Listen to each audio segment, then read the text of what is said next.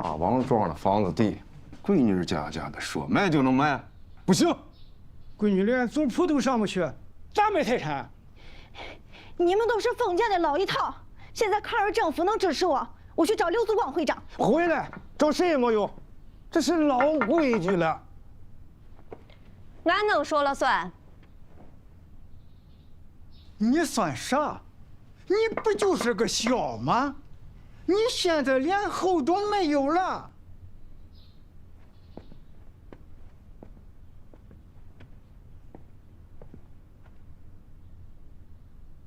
俺有后，王相府有后，俺是王相府儿子的娘，俺怀孕了。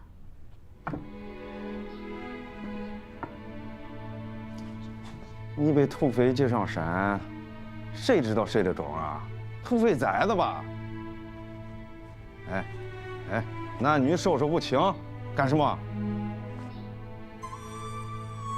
这都6个月了，你说是谁的庄？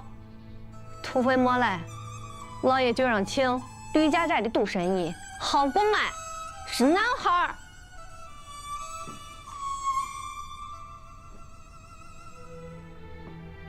俺不会写字儿，俺手印成吗？你成，按个手印就成。老叔，评理，讲不讲王法了？啊？哎，不能！等一下，不华，你怎么一直都没跟我说呀？不行，这个不能签，我要改契约。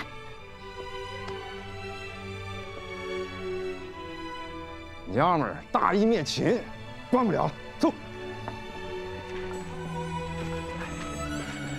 福华，我目的跟我们娘俩吃饭去了。福华，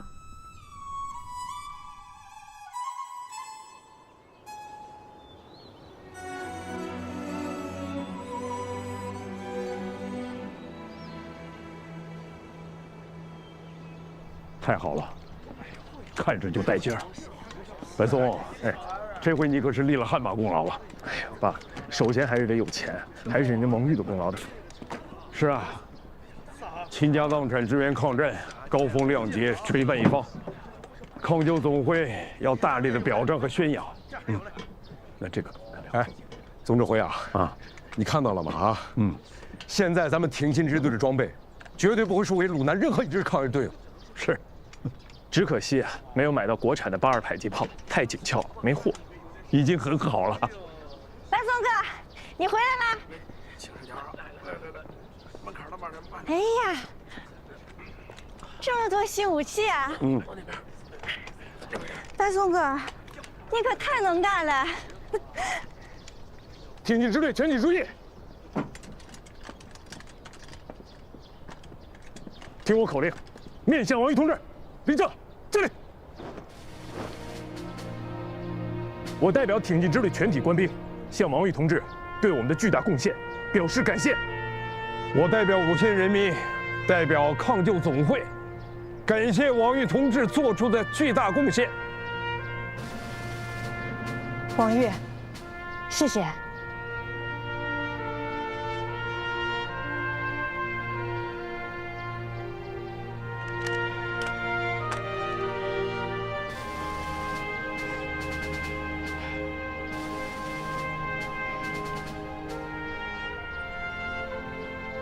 别变，大家去忙吧。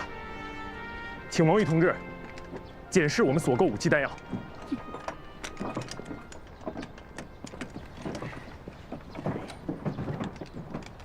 王玉，我可没浪费你给我的1分钱啊，更没有吃回扣。你看看这个，80元一支，连步枪带子弹，我压到了67块。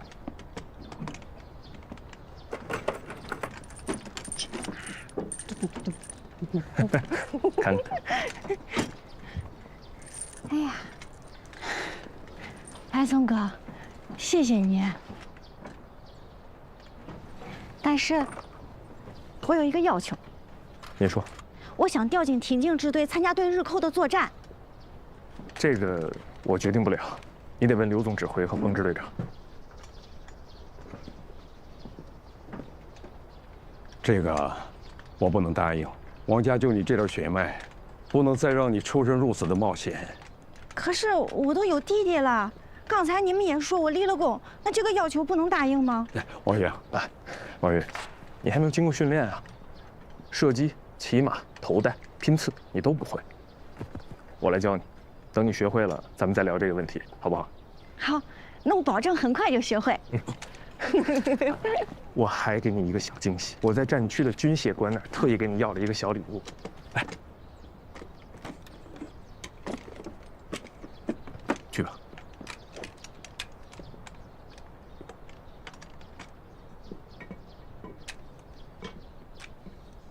这也是我的。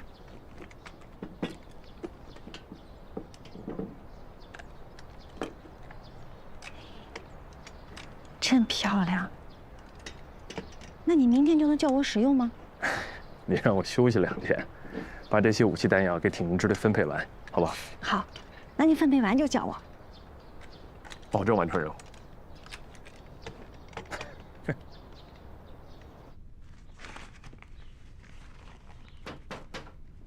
哎，王玉，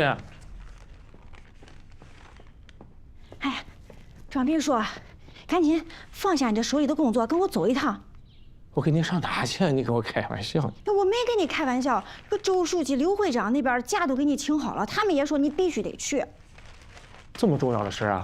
好好好，赶紧去了就知道了啊！好，走。哎，这小心腿啊！没事，走。走。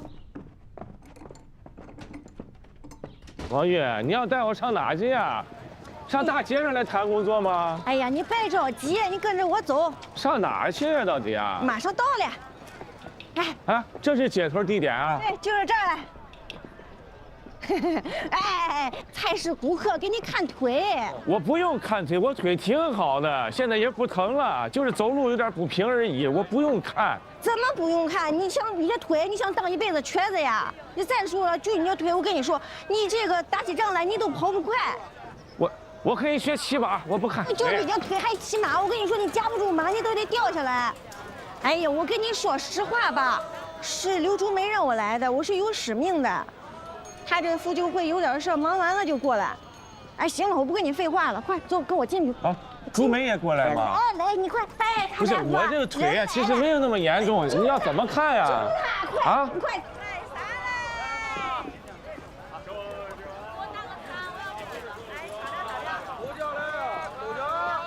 谢谢大夫啊。你的腿啊多次受伤都没有接好，要想彻底解决啊，必须断开重新接呀。断开重接？是的呀。哎呦我娘啊，大夫，我这个腿断了2回了，那每次都疼得死去活来的，这算刚好养好，讲解就行了，可别断开再重接了。这遭罪不说，这得花多少钱呀？我。哎呀，这钱的事不用你管。那谁管呀？我不能要别人钱呀。你这腿据说是抗日受的伤，我可以免费给你治疗啊。你看。哎呦。啊，这。谢谢大夫啊！我回家好好考虑考虑。哎，这还没治呢，你得先治疗呀！这咋整的？这你走，除非你快来，你治管管他，他不治他怕疼。你看你王宇，你谁说怕疼了？我不是怕疼，我是怕这花钱。不要钱，免费治。你看，行了，别嘴硬了，走。你先坐，坐，坐，小心一点。哎，谁都怕疼，但有时候该忍就得忍着。你之前2次受伤都拖腿上忍下来了，怎么这次就胆怯了呢？哎呀，那之前那急的都忘了疼了，没事。你看朱哥，你怎么老跟我这条腿较劲呢？哎呀，就这样吧，咱就别添麻烦了，啊。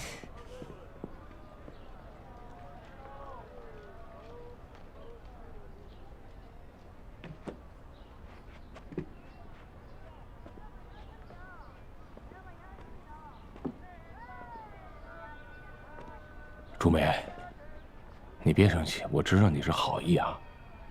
我这条腿就这样吧，不影响工作。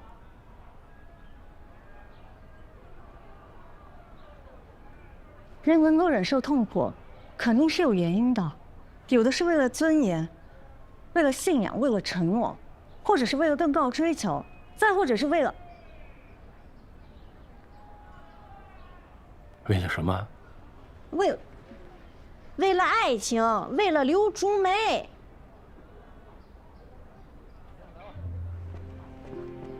要在平时，我非得拧着小妮子的嘴，不过今天就算了。干脆的说，我不喜欢看到你一瘸一拐的样子。你可以因为这个理由，忍受一时的疼痛吗？那肯定能啊，肯定能吧。你让他自己说哦，那你自己说。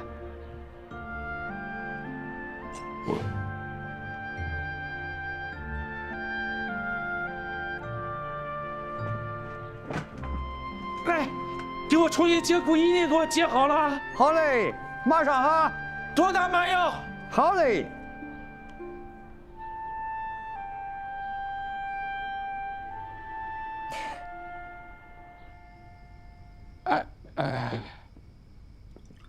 怎么样，高雅合适吗？合适。哎，周书记回来了。哎呀，我们都在这等着你，给我们带好消息呢。哎呀，我这一回来啊，就让小刘把你们召集过来开县委会。我这么急呀，那一定是有振奋人心的好事。哎呀，我们都等着呢。别卖关子，你快说。啊，李玉同志回来了。他在延安啊，跟毛泽东同志汇报说，咱们山东呢，地域广阔，物质丰富，人口众多，十分有利于根据地的建设和抗日武装的发展呢。毛泽东同志当时就表态说了：“好啊，大水养大鱼嘛。”于是啊，就仔细地研究了咱们山东的情况，并且召开了高层会议，专门讨论。现在已经决定给我们山东派干部啊，另外啊，还派来了正规的老红军部队啊，太好了，太好了。中央来的张经武，还有其他的领导同志和李毅同志，已经回到咱们山东啊。好啊！这部著作啊，是毛泽东同志根据抗日战争做出的最新的经典论述，一经发表，影响力极大。就连蒋介石和他们国民党的高级将领都在研读，赞不绝口啊！这是我们走向胜利的指路明灯。很可惜，我只抢到了3本啊。这有1本呢是上级指示给刘祖光同志的，朱梅，你拿回去给你父亲。谢老周同志啊。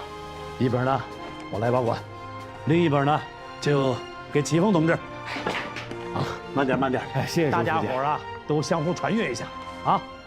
哎呀，谢谢周县长。对不起了啊，大伙儿，我就先睹为快了啊。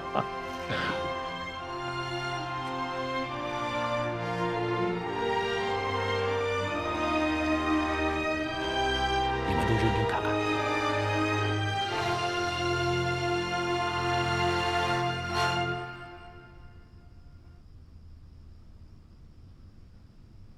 战争的伟力之最深厚的根源，在于民众之中。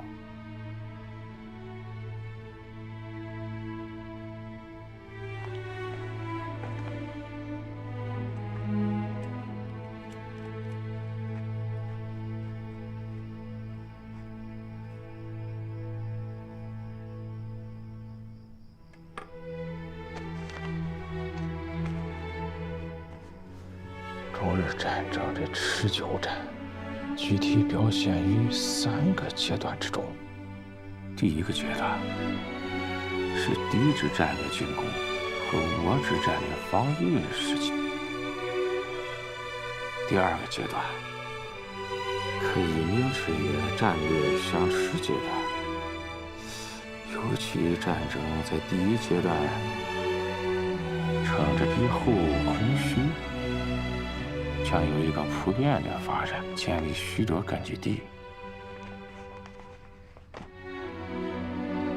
太好了，中国必胜，虽然不会是速胜。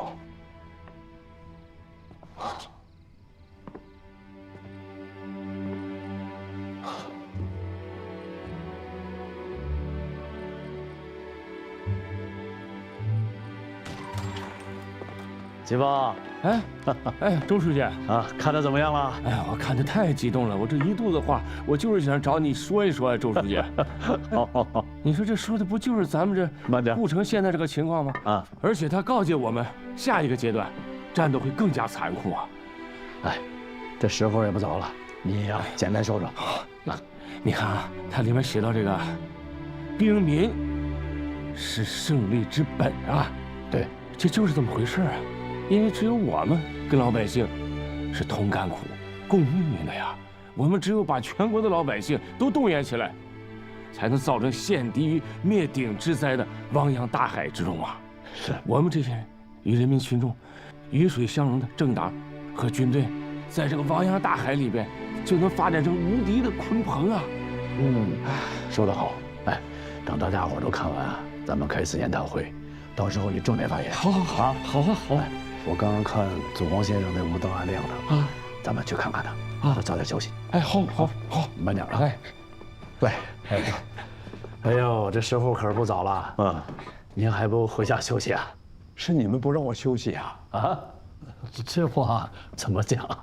我正要回家呢，朱明就给我送来毛先生的大作啊，我只读了2页就收不住了，必须通读而后快。哎，这不，刚刚看完，还在亢奋之中呢。哎，正好，来，坐。哎，好，正好聊几句。哎，好，小赵你慢点。哎，没事。刘总指挥啊，那您看完之后啥感受啊？感受良多啊。过去我主张抗战，更多的是基于民族的尊严，一个中国人的爱国热血，但是对抗战的前途并不明确，经常想，大不了以死相拼，抗争到底，宁为玉碎不为瓦全。可毛先生的大作改变了我。周书记，我现在坚信，中国必胜。虽然不会是速胜，但每一场战斗，每一次牺牲，都是在向着最后的胜利前进，绝不是惶恐滩头说惶恐，伶仃洋里看伶仃。我们是在创造中国战胜强大侵略者，重振河山，光复中华的历史啊！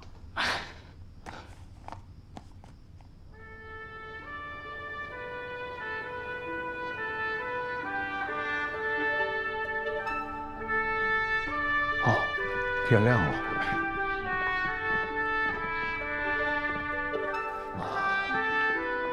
红日一出，黑暗必定消退。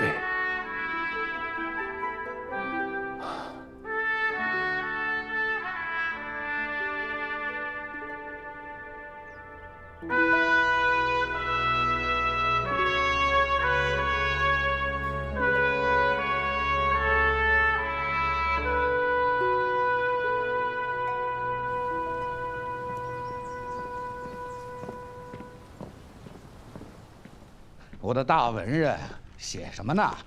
哎，你这长篇大论比不上我这张电报纸，看看。我们走了第1步，山下聪开始走第2步了，好事儿啊！好，这个办法不错，既不伤害咱们的名声，事情给咱们办了。你要是觉得没问题的话，那我明天就开始行动了。行动。叮嘱大家不要有任何疏漏啊！刘总指挥，周书记，哎，行，你先去吧。好。啊，这位是蒙水县县大队的吴参谋啊，他有紧急的情况向你汇报。什么情况？今天孙玉林突然出动部队，说是奉了你的命令，要进入蒙水县城，然后就抢占了县政府，包围了县大队。我们县委书记为了避免冲突，经过谈判，把县大队撤到了城外，同时县政府的工作人员也暂时撤出了城里。这刚安排好，书记就紧急派我骑马赶过来，问问刘总指挥到底有没有这命令。我根本没有给救国军下过任何命令，更不可能让亲孙子去占领蒙水城。这个孙玉林一口咬定说是奉了您的命令，所以我们书记只好先缓和局势，撤出了城外。孙玉林觊觎蒙水已久，居然假传命令，势不可数。走，我跟你去看看。董指挥，安全起见，还是派个人带着守兵过去吧。根据情报，宜州的日军要对蒙水移山动手。那正好，如果孙玉林真心抗日，那就让他跟日本鬼子打一仗。那您就多带着部队过去，以防万一。现在带部队过去速度太慢，如果孙玉林有二心，那就让柏松新成立的骑兵连跟着你一起去。好啊。哎呀，共产党的县政府就俩字儿，穷酸。哎，想拿点啥都没得拿。司令啊，刘祖光他们来了，就在院子。好，太好了。哎呦，哎呦，我这屁股啊都坐疼了。回兵，备马回营。是。哎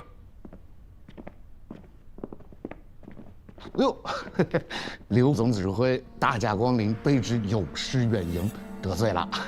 孙玉领孙司令，哎，搞什么名堂？你假传我的命令，你把蒙水县的政府和部队挤到城外，你现在又要撤？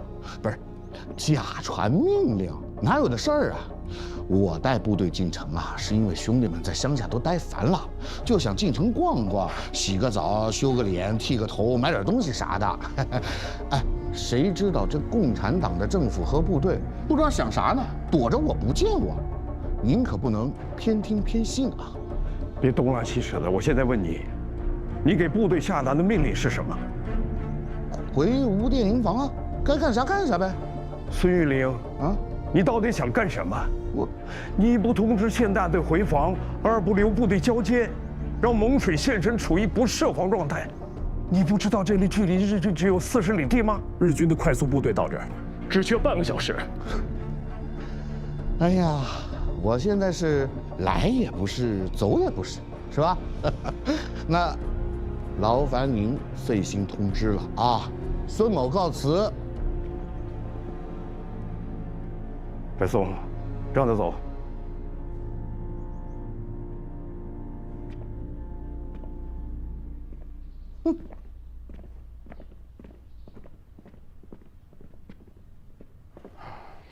他就是个兵痞，不尊重上司，不服从上级的命令，就应该撤他的职吧。战乱时期，这种现象很普遍。他们的武器装备，大部分都是自筹的，手上的武装几乎就是私人的。撤了这也没用。白松，你现在马上派人去联络蒙水县的抗救会和县大队。是。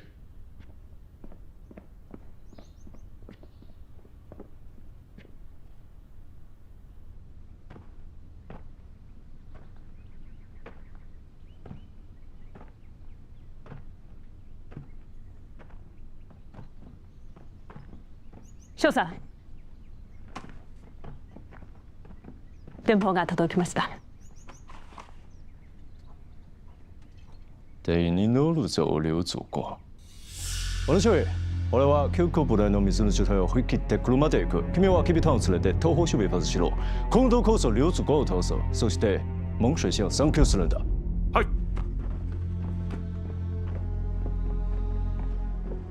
县长说什么？刘祖光怎么了？李学会，给我讲。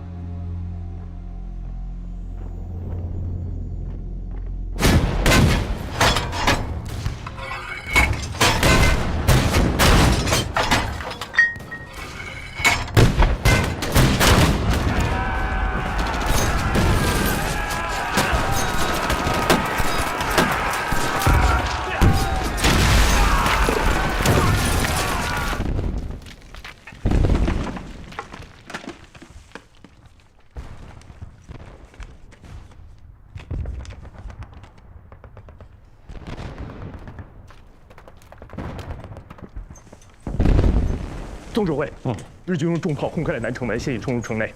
县大队被一股日军拦截在北城门外，无法进入。蒙水守不住了，你需要立即撤离。我留下来。白松，敌军是冲着我来的，我走到哪里，都会被摩托化日军追击。这有2个指令，一封是给蒙水县大队的，一封是给周梅同志的。你现在马上带着骑兵连打开北城门，冲出去，与县大队会合。要他们遵照我的指令来执行。总指挥，那你呢？我对这儿很熟，你放心，我会找个地方隐蔽起来，等你带着部队过来救援。爹，刘柏松，执行命令。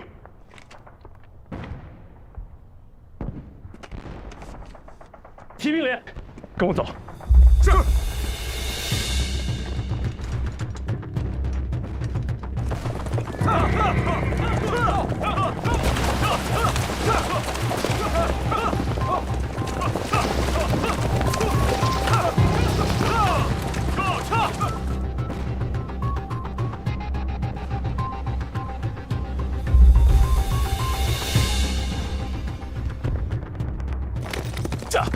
妖夜来了！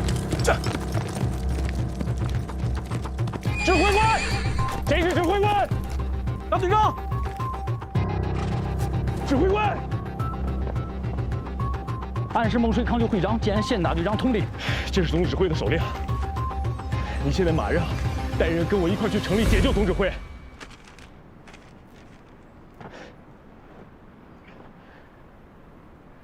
干什么？赶紧下命令啊！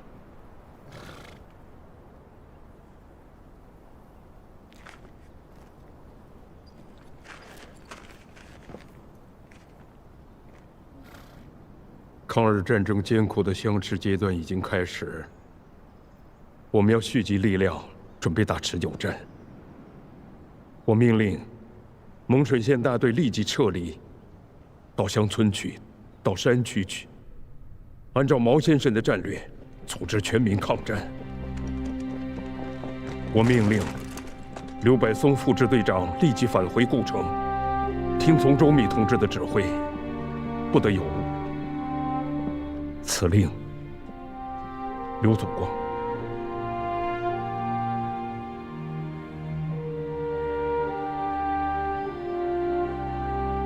爹，爹。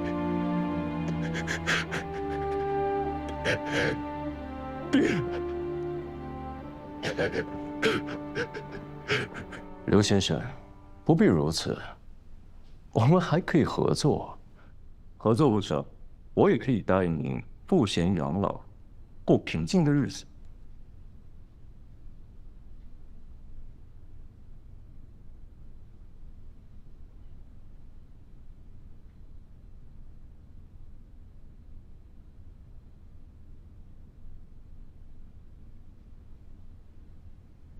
我要告诉你，李民京、孙一林和李少当这样的汉奸，改变不了抗战的大势。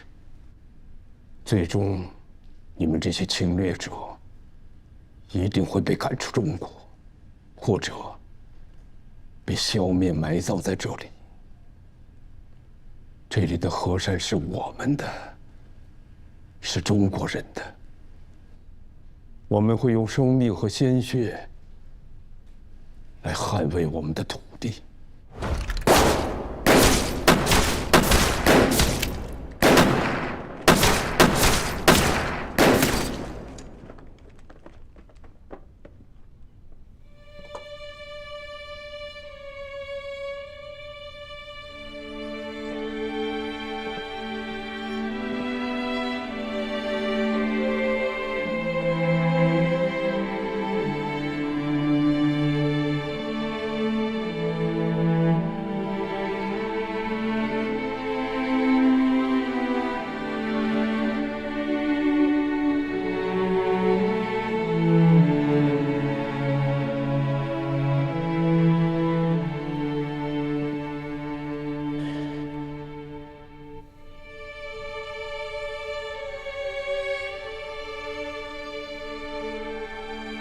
你怎么还流泪了？我们相识多年，他是个好人，他提携过我。你倒是有情有义，但这在战争时期会害人。刘祖光是个好人，但他是敌人的好人，明白吗？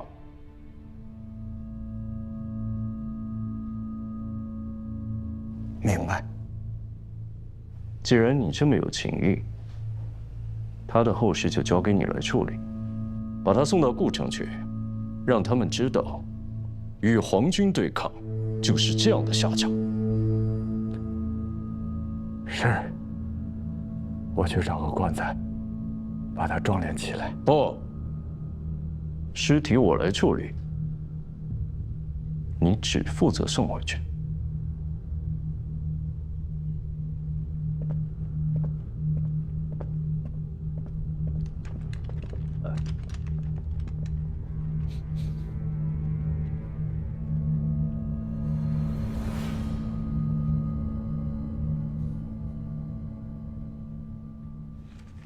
至此关头，别无所求，唯将二子托付，即送二人赴延安抗大学习，亲临毛先生教诲，成就革命之才，以为慢求一生未竟之志，祖光拜上。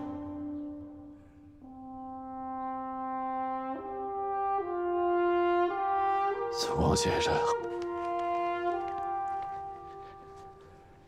牺牲的太可惜了，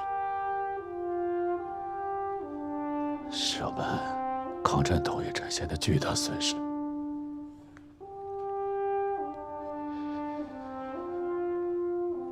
没想到，今日一别，就是天人两隔。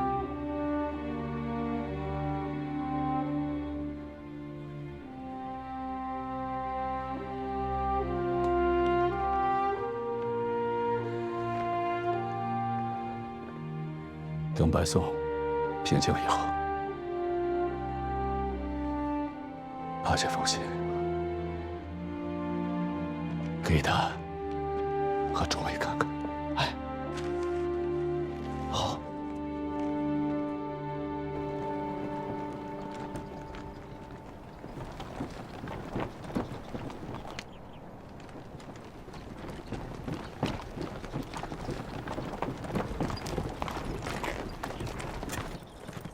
下，停下！你们几个停下！这是，团长，你怎么来了？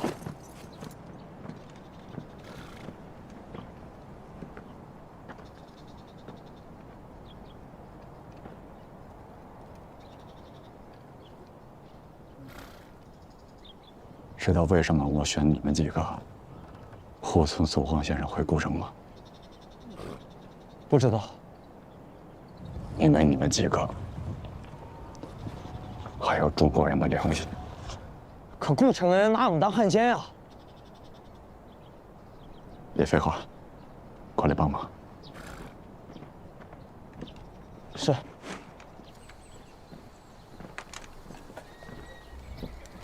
我来搭上。おー、来た。いやー、モンスを陥落させ、両倉庫を滅ぼして、素晴らしい手柄だ。山下君、おめでたいです。ぞ。ありがとうございます、村田さん。これは練習への前奏にすぎません。いやー、いいこと言うな。ところが、山下君、これからの目的は仁さん、それでも校長？まずはイシャン氏名、それから伊州蒙水イシャンそのあたりを有形機体を殲滅し、もう一度交換設します。顧城はとりあえずほっとく。そことして国民党と共産党の間にくさびを入れて、お互いに恨みを持って作戦できないようにさせるんです。詳しく聞かせてくれ。俺は孫玉林前省長透明性役がある。お互いに犯さないこと。顧城のこうして彼らの補強を立たするナッパリとしてコケルトやこそ把握しました。あの辺りの旧山頭は絶対いたから少し猫を残して話を忘れてやる。そして俺は情報によってそれぞれ撃破します。なるほど。山下君、君は本当の素晴らしい戦術家だ。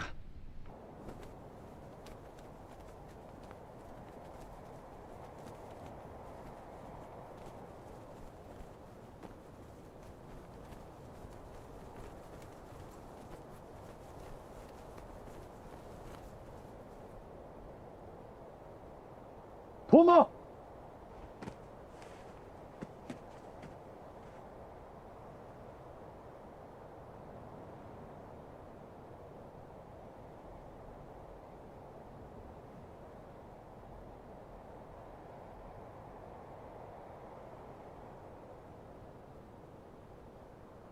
你们几个送完祖光先生就别回来了，留在那里参加抗日的部队。可是，那边的人会不会把我们当汉奸打死啊？那就把你们的帽徽、领花都摘下来，和原来那些狗屁的标语放到一起。快到故城的时候，你们要朝天鸣枪，为刘总指挥送行，然后肩枪敬礼，齐步走，护送龙车。你们就说这些改变是你们做的，只要不提我，那边的人就会原谅接纳你们。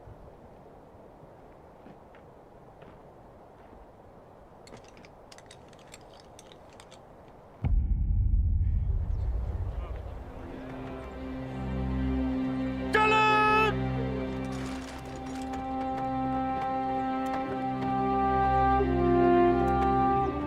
鸣枪！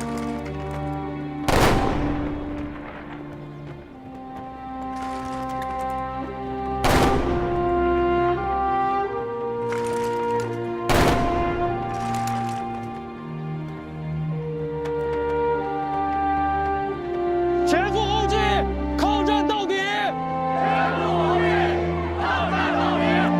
前赴后继，抗战到底！前赴后继，抗战到底！前赴后继，抗战到底！前赴后继，抗战到底！前赴后继，抗战到底！前赴后继，抗战到底！前赴后继，抗战到底！前赴后继，抗战到底！前赴后继，抗战到底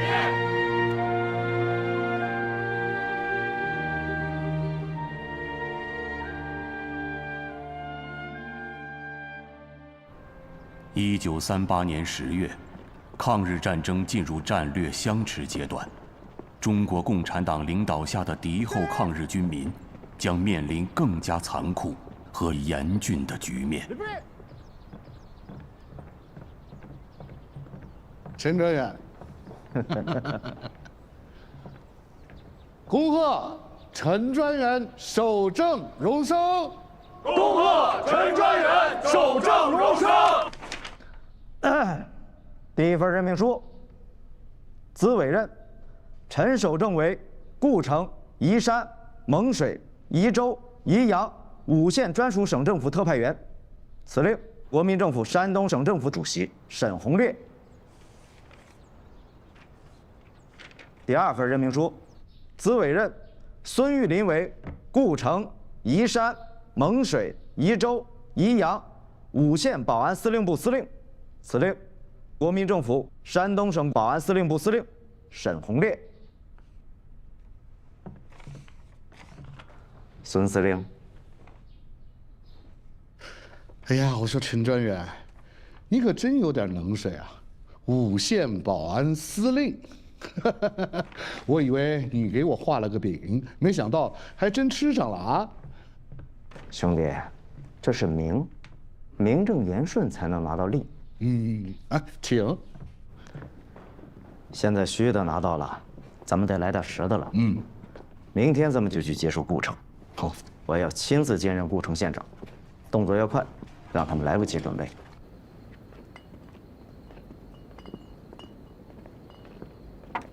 知识，进来。知识，张团长来了。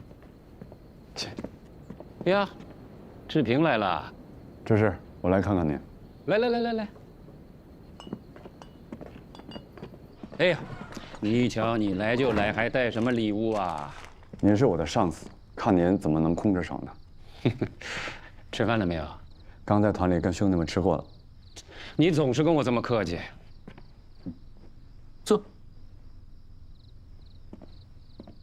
下回来一定要在我这儿吃饭，陪我好好的喝2杯。李知识啊，我真不是跟您客气。咱们现在身处异乡，诸多不便，我呀还是不要上门给您添麻烦了。这破地方还真是诸多不便，连我顾城院子的2成都不到。我那一大家子老小，现在就勉强的天天挤在这儿了。确实，您顾城的家呀，我是见识过，雕梁画栋，亭台水榭。别说是在顾城，就算是在省城，那也是顶级豪宅。哎呀，不值一提，不值一提。李知识，我这次来啊，是想问问您，咱什么时候可以回顾城？李知识，我这次来啊，是想问问您，咱什么时候可以回顾城？我那帮兄弟们想家都想疯了，一直逼问我什么时候回顾城，什么时候回顾城，我哪知道啊？我也想，但既来之则安之啊！你一定要告诉兄弟们，不能着急。李知识，您这话什么意思啊？山下先生自有他的一番考虑。什么考虑啊？难不成山下先生就是这么着把顾城留给敌人？那也许有人比我们还着急呢。谁呀？谁还比我们还着急？孙玉玲。孙玉玲？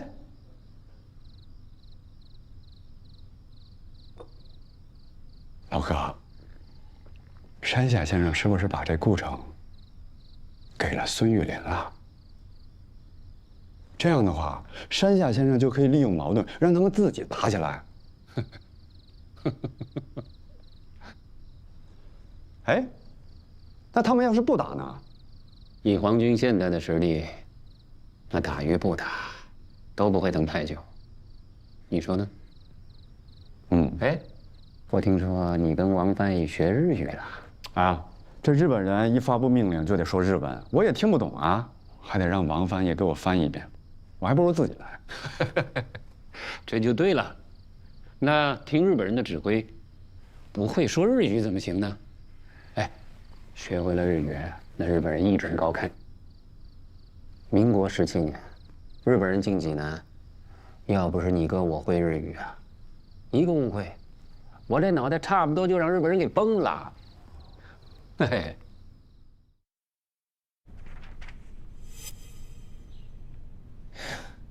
陈专员，陈专员，恭喜你荣升啊！哎，别急着恭喜，还有另一份呢，给他看看。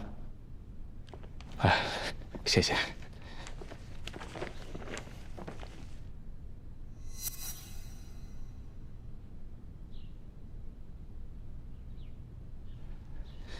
陈专员，你任命自己为顾城县的县长，怎么了？这有点麻烦了，这是。有什么麻烦？我是5县专属特派员，有权任命县长。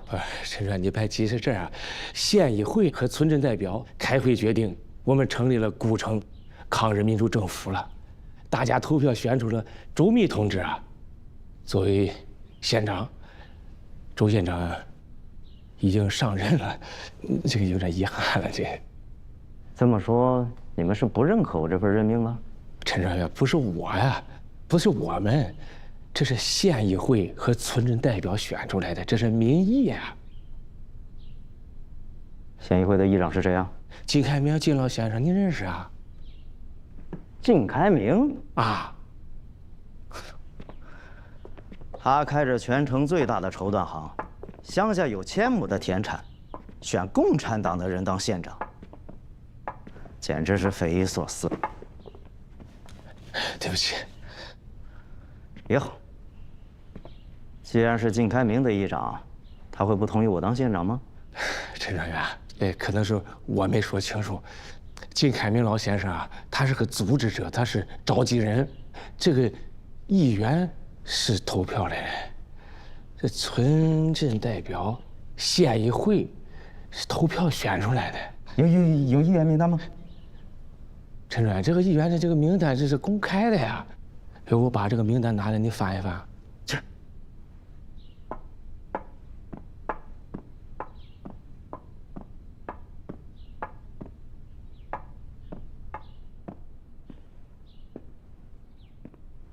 老李啊，这兴修水利啊，有利于子孙万代，咱们得好好规划规划啊。这个同志以前没见过你，你叫啥？退后退后。哎，阿伯，这位是新上任的陈专员。哦，是李家庄李副院。我和你们周会长有要事相谈，你回避一下。回避啊？哎，你歇一会儿，歇一会儿。哎，老李，你啊，先到伙房啊，弄口水喝，这完事儿我再跟你说水利的事儿。周先生啊，陈专员带来了任命书。一个是任命他为无县专员。还有一份任命书呢是，陈专员自己任命自己为古城的县长。陈专员，这真是有失远迎啊！这个，哎呦，我这一身这又脏又臭的，我换个衣服啊！哎，不必了。你干什么去了？哪有个县长的样啊？成何体统？这不是李家庄去年遭了旱灾了吗？我领着这县城的中学生啊，还有咱政府的工作人员去给他们修渠打井去了。哎，我还从城里给他弄了好几大车的那个粪肥，给他们运过去了。在上者，只需以礼仪服人，哪里需要亲自做农活呢？你有你该做的事儿，你何必亲自去忙活这些事儿啊？我们共产党从不认为在老百姓面前是在上者，我们就和老百姓站在一起，我们是服务于人民的。准确地说，人民是我们共产党的在上者，为他们干点农活，那不是正常不过的事儿吗？县长，废话少说，我是来接受县政府的，委任状。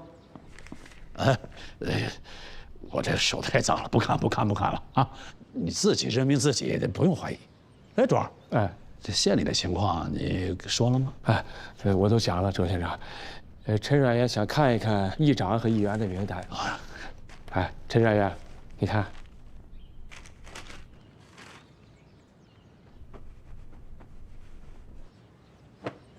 这上面的贤达人士不少啊，这些社会贤达都是我以前在顾城的好友。轻点。对。靳开明议长更是我的莫逆之交，我当县长，他们岂有不同意的道理？好，既然你们口口声声说要遵从民意，那我就让你们心服口服。县议会的人多久能召集起来啊？不用着急，都在这块了。今天他们来开例会。对，你赶快领他去，直接去议会啊！那我这避嫌，我就不去。周书记周书记有提醒那行，石培啊，石培，那咱看看去，这边。下一个议题，周县长提出的。陈专员到，大家鼓掌。哎呦，周姐，靳议长。哎呦，陈主委，稀客。龚秘书，把我的专员任命书给靳先生看看。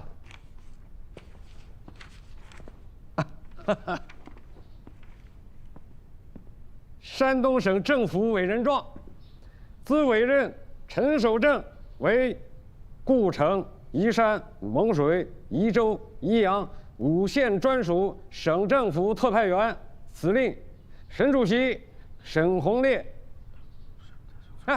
大家鼓掌，祝贺陈专员荣升。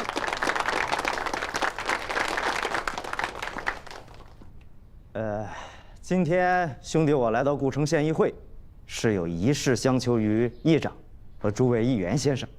我这儿啊还……陈专员，你看你在这儿讲话，我是不是回避一下？你不能走啊，你得留下来给我做个见证，免得到时候说我是一面之词。好。我这儿还有一份任命，请靳议长向大家宣读。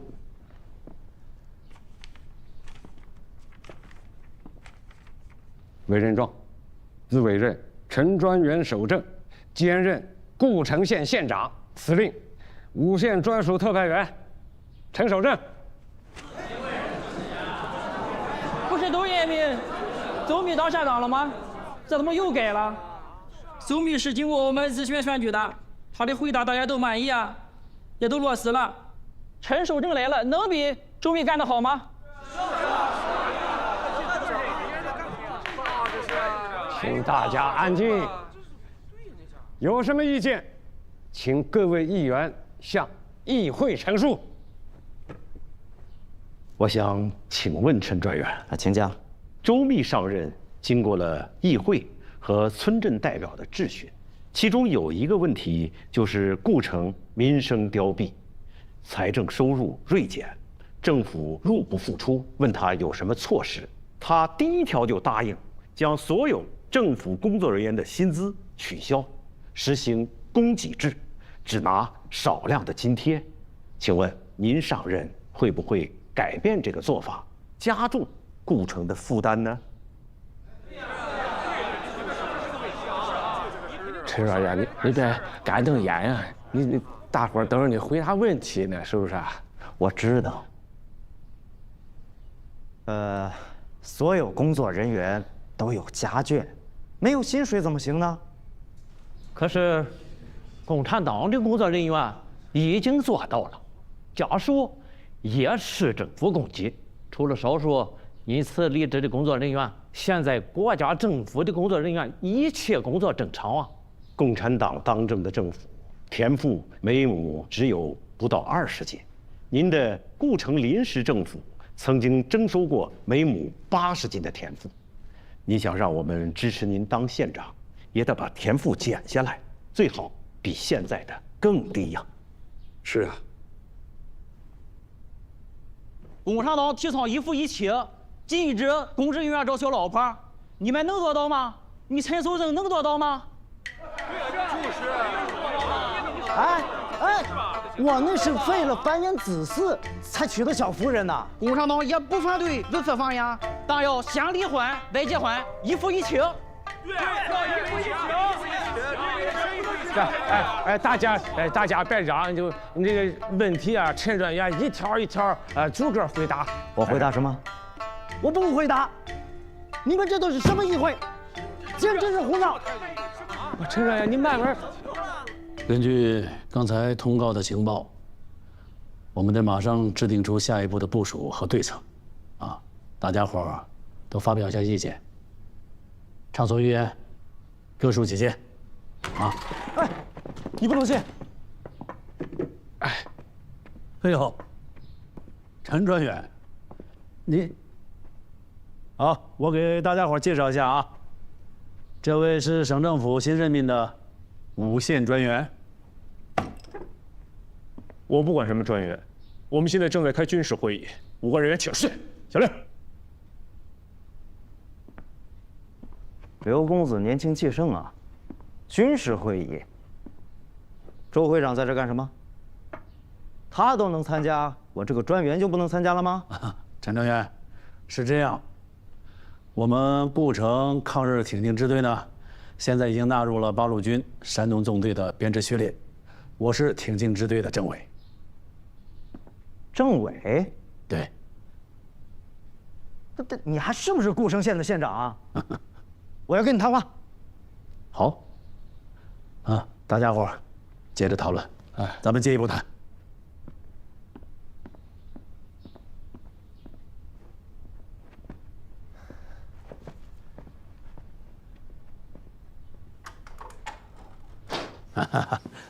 请啊！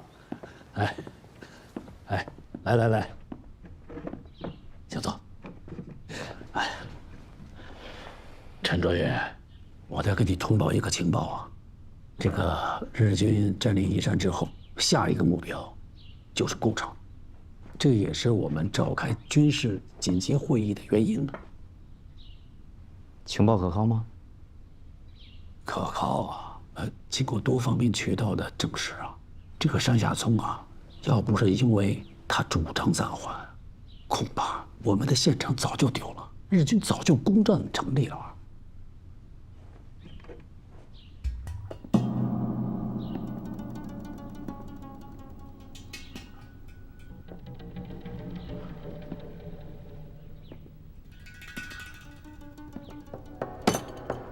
考虑到顾城的现状，我尊重县议会的选举，撤销对自己的任命。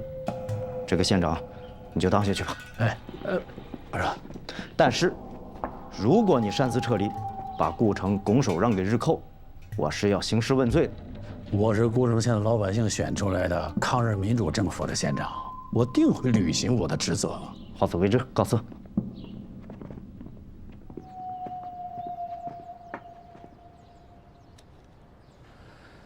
这陈守正还挺敏感啊！我这一暗示，马上就悟出来了。山下聪是要挑动他们和我们打起来。是啊，他心里面就是想着让鬼子把我给灭了。老周啊，经过大家伙的讨论，现在呢，基本上形成了2种意见。那么第一种意见呢，是以刘副支队长为代表的，主张坚决抵抗，然后利用目前的间歇，抓紧进行对于顾城的堡垒化改造。那第2种意见呢，就是以我为首，主张避敌锋芒，撤退到农村，打游击战。现在大家伙儿还是想听听你的意见，还是先听听大家的意见吧，继续讨论。我们要把所有的利弊啊都分析清楚，毕竟这是军事问题，生死攸关的大事，要做决定呢，必须要谨慎的。那我接着说，顾城和蒙水、宜山完全不同，这儿城防坚固，而且还有之前日本人留下来的防御工事体系，再加上我们的粮草、兵马、弹药、武器都很充足。我们挺进支队是正规部队，天天让我们打这种小范围的游击战，我们的官兵心里都憋着火，要跟日本人大干一场，对不对？对呀，刘副指导说的对呀，咱们骑兵连天天都想着给日本鬼子大干一场的。对，俺们这几个中队的同志们，那战略一层都憋得嗷嗷叫了。大家伙呢，先别冲动啊。自从武汉会战结束以后，日本人呢调集了大量的兵力，到了华北，村田联队又回到了宜州，他们有重炮战车，而且还有航空兵的支援。就以我们目前的武装力量啊，很难能够坚守住顾城啊。与其到时候遭受到重大的损失再突围，不如现在就主动撤离，占领广大农村地区，开展持久战。周政委，我觉着彭支队长说的有道理。在这个时候，咱避一避敌人的锋芒，到农村去，坚持持久战。论持久战，我也看过啊。毛先生在结尾也说了，要打出几个中国的马德里。要我看，有我们挺进支队在这儿，我们顾城就是鲁南的马德里。祖光同志在牺牲以前啊，也跟我们说过，要让我们避开日寇的锋芒，让我们到农村。你说到我父亲，我更要向日本人讨还血债。我在中央军校跟德国教员专门学过现代城市防御作战，这就是我们应该超越父辈的地方。我们不能把兵力分散到乡村去，而是应该在乡村组织起民团，支援顾城，然后向五战区和山纵等其他兄弟部队寻求支援。各位，我们要在这儿，在顾城，打一场中国的马德里保卫战。就算最后失败了，我们必须放弃顾城，我们挺进支队，也让日本人在这儿血债血偿，闻风丧胆，打出我们挺进支队的威风来！对，打出威风来！彭队长，你是怕了村田联队了吗？我怕，我们那不到10条枪的时候就跟村田干过，而且还打胜了。那是什么？那是日本人的收容队，200几个打30几个。你懂什么呀？我懂什么？胜仗就是这么打的。我们共产党的军队从来都是以弱胜强，以弱胜强不是以弱硬刚。要知进退，要形成实际战斗中的以强击弱，确保胜利。哎呀，彭支长讲的好啊，我不懂，一个县政府秘书在那儿插上话了。不，你来吧，你去跟彭队长一起去打日本人。安走，我也不是插话，这不好了，坐。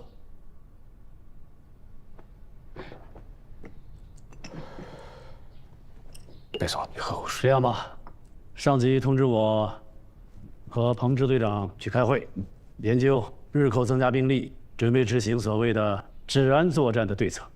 我们准备在开会期间就是否坚守顾城，跟山纵做一次专门的汇报，求得指示和支持。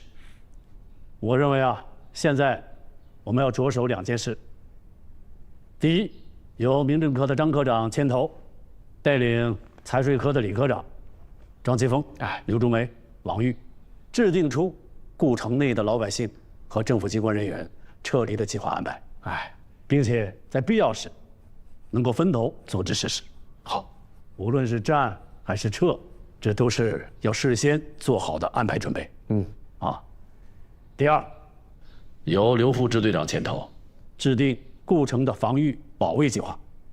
还好，根据情报，敌人不会很快进攻顾城，所以最后到底是战还是撤，就等我和彭支队长开会回来，再结合上级的指示，我们再做最后的决定。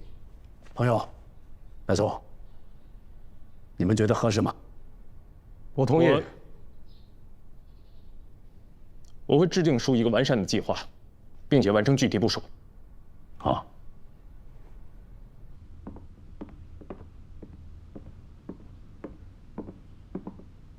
顾城内线情报，顾城共产党没有和程守正打起来，程守正反而把顾城留给了周密。这个程守正还挺狡猾。是啊，先生，以目前皇军的力量，顾城的国共两方加起来不够皇军打的，为什么还要让他们内讧来削弱他们？倒不如早点攻下顾城了。共产党1年在那里没少征收钱粮，扩大队伍。我这个顾城之事，哎呀，干瞪眼，着急。不要只看眼前，国共两党矛盾由来已久，不可弥合。为了暂时扛住皇军的压力，选择合作。但只要我们稍微缓一些，制造一个理由，他们就会打起来。如果他们真的为争夺顾城发生战斗，那么影响到的不仅是顾城，而是整个山东，乃至全中国，影响到两党的信任和合作。这才是我策划这个事件的价值。但是很可惜，不知道为什么他们没有上钩。之后这类的行动还要不断的策划。是。现在我只好把给孙玉林的骨头收回来了。我马上去找村田连队长，让他出兵占领顾城。好，要让敌人措手不及。五回首啊，四喜发财，8匹马呀！不行，是的，很行，好我说的，这平君你太狡猾了。看，小雪，你觉得蒙水好还是顾城？打败。要我说，还是我的家乡，北海道。北海道好。小雪，你在这儿跟我扯什么淡？北海道好，你回得去吗？你要是觉得蒙水好，你就在蒙水待。我想回顾城。吉平君，你也在那跟我瞎扯什么淡呢？啊，顾城你回得去吗？我回得去。皇军调来那么多的队伍，我还回不去顾城了？吉平君，你很想知道什么时候回顾城？我当然想知道，我想回家乡。季平君，攻占古城那是春天部队的作战，我只是跟着警备。至于作战计划嘛，我什么都不知道。我问你了吗？你个小小诸位，你知道个啥呀你？季平君，我老兵，我能猜到我们什么时候会攻城。啊，行，你知道啊，喝酒，喝点酒就喜欢吹牛。哎，来，季平君，咱俩赌一局怎么样？赌什么？我赌3天之内我们会攻城，要是我赢了，你在歌城安上了，请我娱乐；要是我输了，我在这里天天请你喝酒。没问题，小野，只要能回顾城，你在兰香楼所有的花销，我包了。季平君，全快！但先说清楚啊，我不去，我订婚了。季平君，你的不是军人，军人随时都会死掉。我们要享受活着的时候。订婚？哦，季平君，你看看，我的老婆、孩子的，统统都有。胜利了，回日本。我继续爱他们，但是现在我在战场上，我是男人，我需要慰安。小野，你拿着老婆孩子的照片去妓院，很正常。我做不来。这跟男人不男人，他没关系，他这个是。走，不说这个，喝酒。你不懂。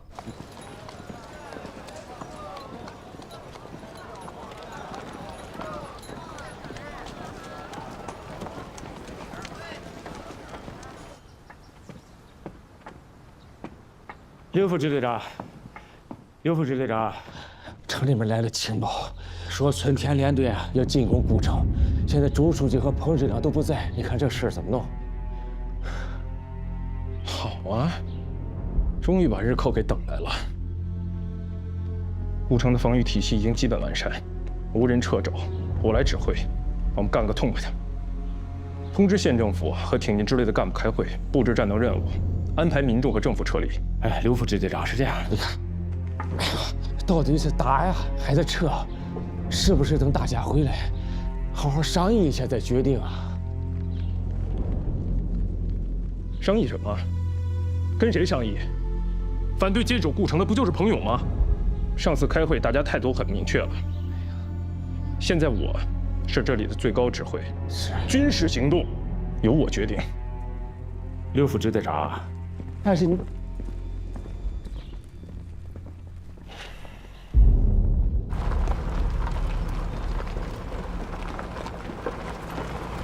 山下君、すぐ工事を開始でやろう。高知の市場の店でご招待いたします。マジ？それは俺が待ち遠しいな。と。大佐、前方に敵兵系の成功発見しました。私たちは追いつけられず相手に逃げられました。そうか。敵すでに警戒したんだ。おい、全速前へ進め、工事を包囲してくれ。敵中隊先頭で構え、敵入れだ片付けてくれ。はい。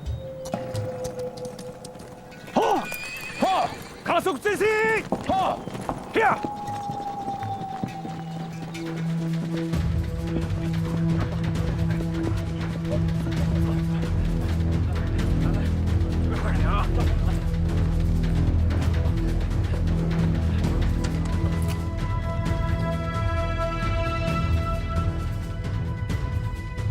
一中队和骑兵连跟着我作为预备队，随时准备对于突入城内的敌人进行反击，把他们压下去。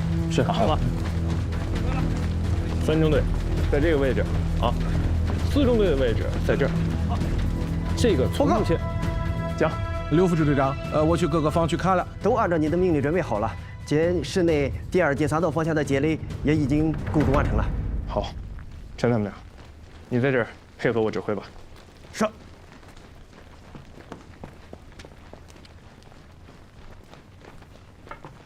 刘副支队长，政府和民众的疏散工作已经完成，我们几个要求参加战斗，请给我们分配任务。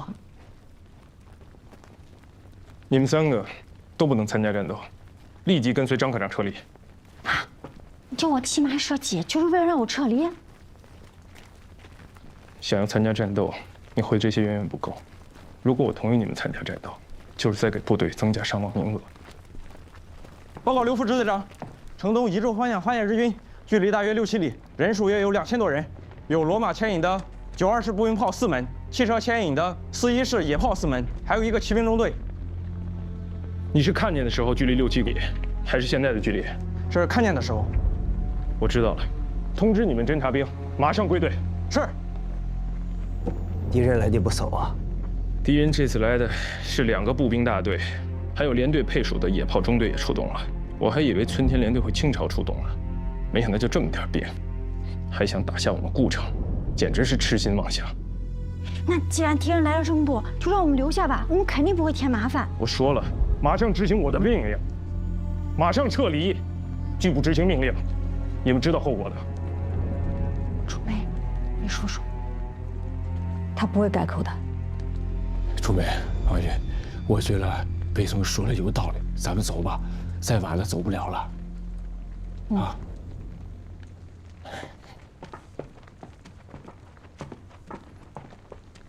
王宇，我可以留下了。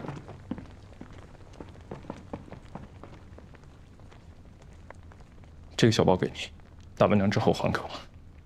你怎么不让楚梅给你拿着呀？马上收成。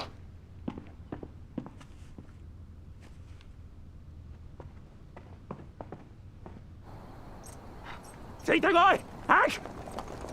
Take the guy! Action!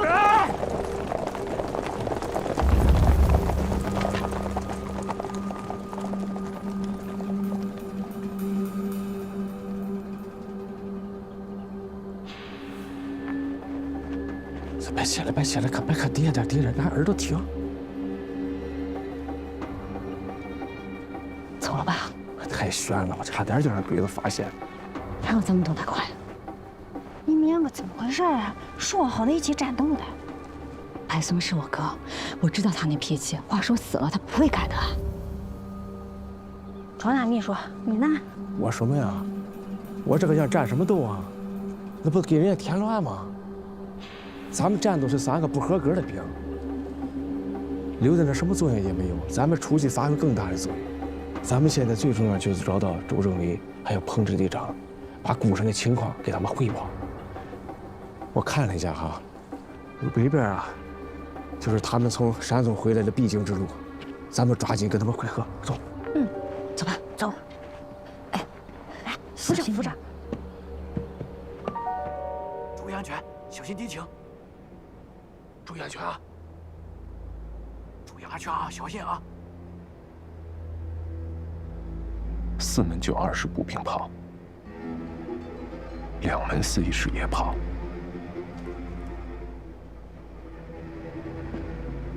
还有2门炮去哪儿了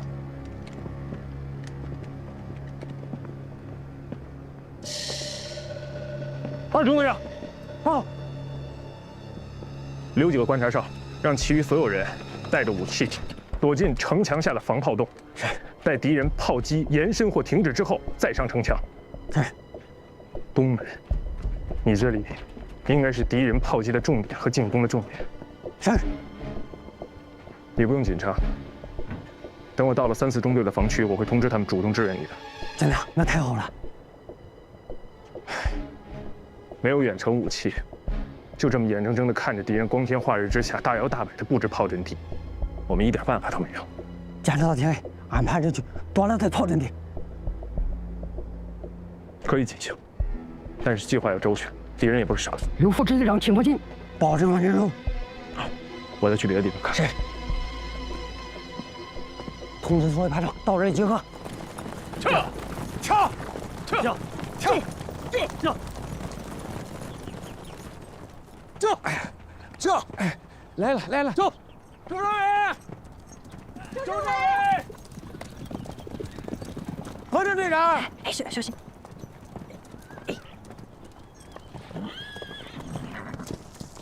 起风。周政委，怎么在这儿啊？我们就是在这等着和你们会合啊。敌人攻击顾城了啊！这早上呀，就接到了个情报，村田联队要攻打顾城，下午就给围起来了。哎呀，没想到敌人来得这么快。政府机关和老百姓都撤离了吗？已经按计划撤离了。我跟你说啊，这个白松啊，一直是让挺进支队啊坚守顾城。白松觉得顾城能守住。敌情你们知道吗？是这样啊，据侦察兵报告呀，鬼子是2个大队，2000多人，4门92炮，4门4.1式野炮，还有1个骑兵中队啊。老爸，你怎么看？顾城的城墙还算是坚固，而且敌人火炮口径也不大。按照白松的部署的话，挺进支队应该能顶住2000日军，坚持2天。那上级对我们什么指示啊？上级让我们尽快的撤到农村，建立根据地。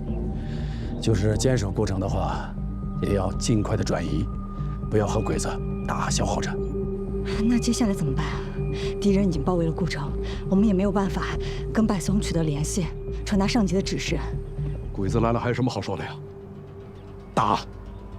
这样，老周，你带着他们3个去联系各村抗救会自卫队，我去找兄弟部队来支援。咱们啊分头行动，等到了天黑，还是在这儿集合，统一指挥，里应外合，把挺进支队带出来。好，就这么干。走了啊。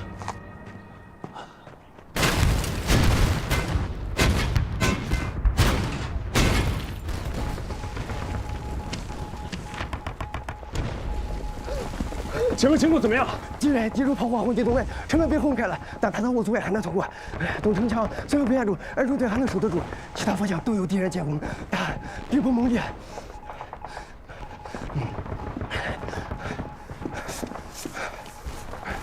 刘副支队长，该我们了吧？等着，别问来问去的。是。还没有发现敌人另外2门4.1式野炮吧？我安排了各方面指挥员注意观察，一直没发现那2门炮。我现在担心的是，敌人还有另外2门野炮位置不明，不知道敌人会不会还有另外一个主攻方向。连部电话都没有，指挥起来真困难。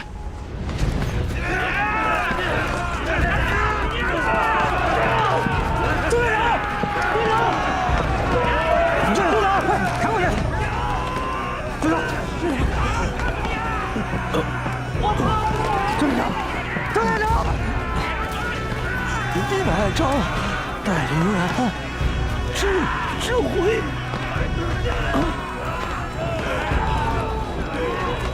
2中队听我指挥，3排4来跟我上！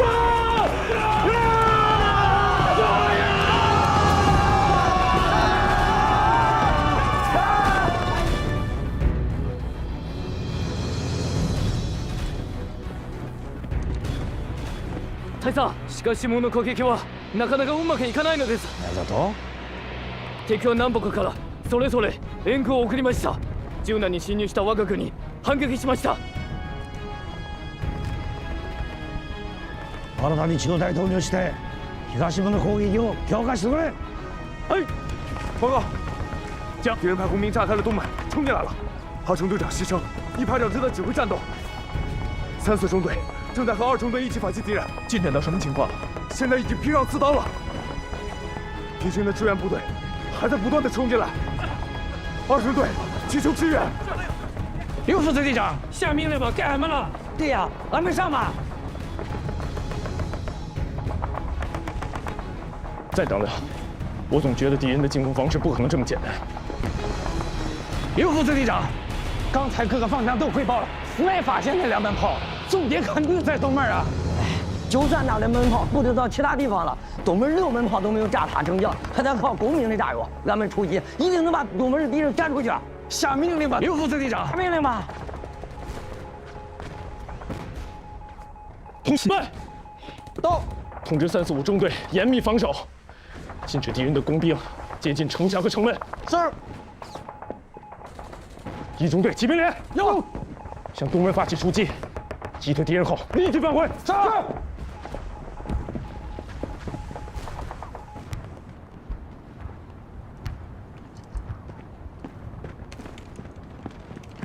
連隊長殿、敵の10隊と60名ほどの騎兵が鹿島に増援しています。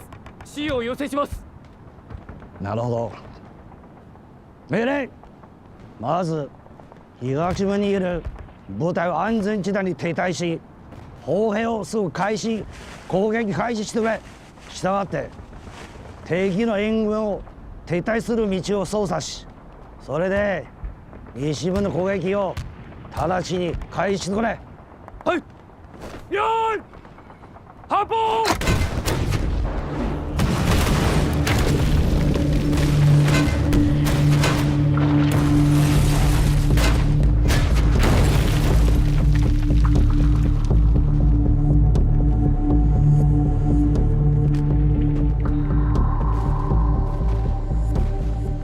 山下少佐、この城壁が弱いってどうしたのですか。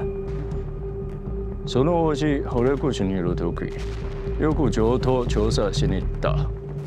この城壁は再修理絶対言った。その後、こっちの老人に聞いてみたところ、この城壁は数年前に越して破壊された。修復工事が手抜きされたことは分かった。砲火拡大、機関中隊援護、騎兵襲撃、歩兵中隊が騎兵に続いて前進。はい。やれ。襲撃。去。